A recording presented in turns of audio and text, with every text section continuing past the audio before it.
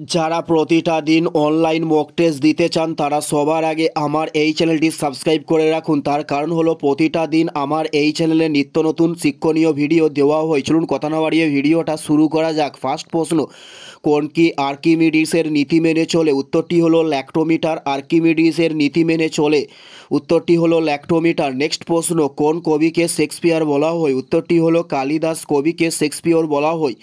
উত্তরটি হলো কালিদাস কবিকে শেক্সপিয়র বলা হয়ে থাকে। নেক্সট প্রশ্ন, মহাজনপদের প্রথম শাসক কে ছিলেন? উত্তরটি হলো বিম্বিসার ছিলেন মহাজনপদের প্রথম শাসক।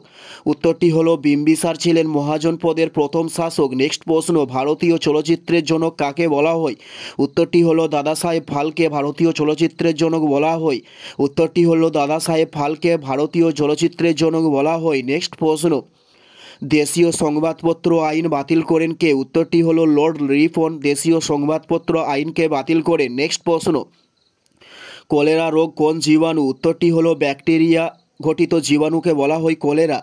উত্তরটি হলো ব্যাকটেরিয়া ঘটিত রোগের নাম হলো কলেরা। নেক্সট প্রশ্ন, সাঁচি স্তূপ কোথায় অবস্থিত হয়েছে? উত্তরটি হলো মধ্যপ্রদেশ রাজ্যে সাঁচি স্তূপটি অবস্থিত হয়েছে। উত্তরটি হলো মধ্যপ্রদেশ রাজ্যে। নেক্সট প্রশ্ন, হরিয়ানার হ্যারিকেন কাকে বলা হয়? উত্তরটি হলো কপিল দেবকে বলা হয় হরিয়ানার হ্যারিকেন। উত্তরটি হলো কপিল দেবকে বলা হয় হরিয়ানার হ্যারিকেন। নেক্সট প্রশ্ন, কে বেশি মারাত্মকভাবে দগ্ধ করতে পারেন? উত্তরটি হলো বাষ্প মারাত্মকভাবে দগ্ধ করতে পারেন।